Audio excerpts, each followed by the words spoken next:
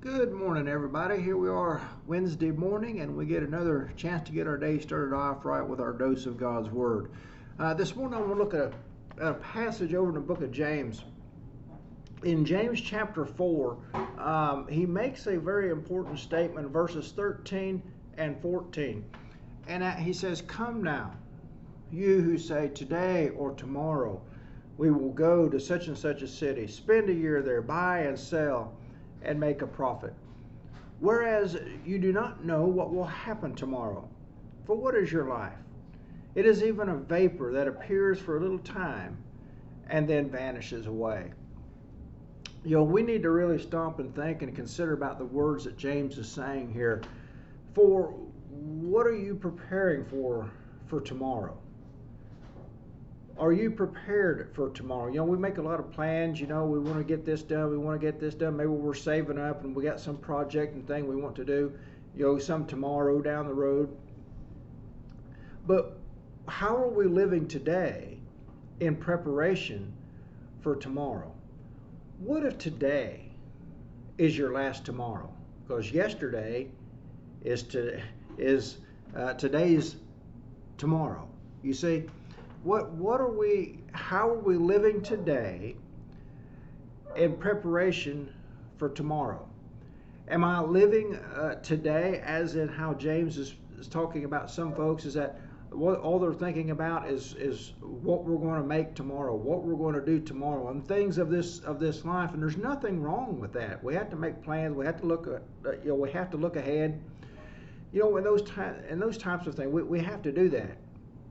But the plans that we're making today, are they plans for this life, or are they plans for eternity?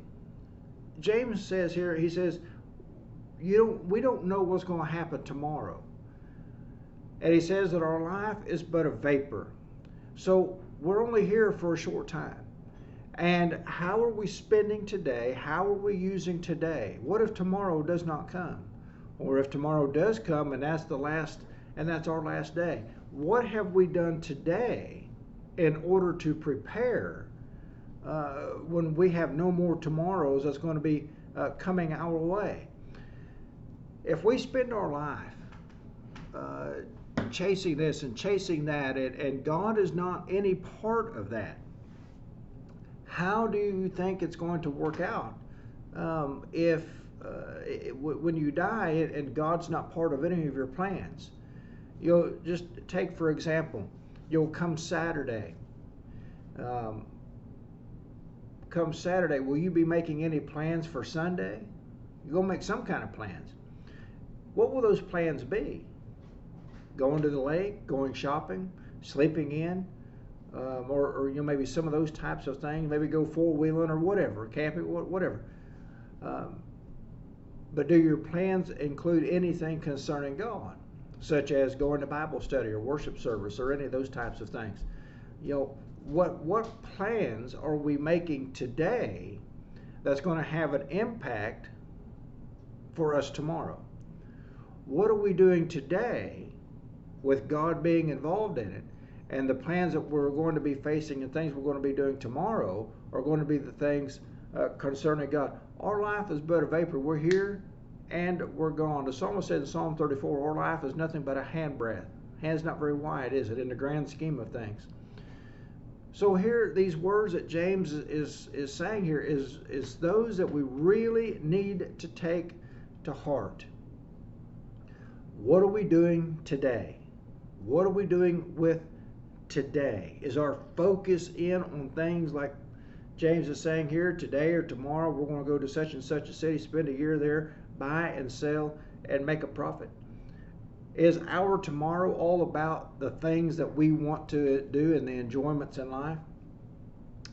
Or is God anywhere in the midst of any of those plans that we have? Because one day our vapor is going to disappear. And then what? And then what?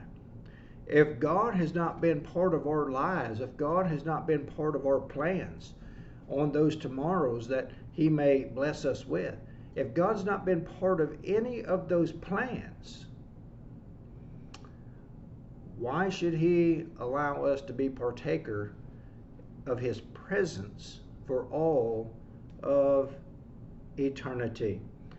James goes on and writes a couple of verses later, and he says this, verse 16, "But now you boast in your arrogance. All such boasting is evil." This boasting that James is talking about is that God's not in our plans. Our plans consist of the things that we want to do tomorrow. God's not a part of that. Like the example I used a few minutes ago, on Saturday. When you're sitting around on Saturday and you're thinking about Sunday, is God anywhere in that picture? Is God anywhere in the picture of any time that's going to be given to God on Sunday?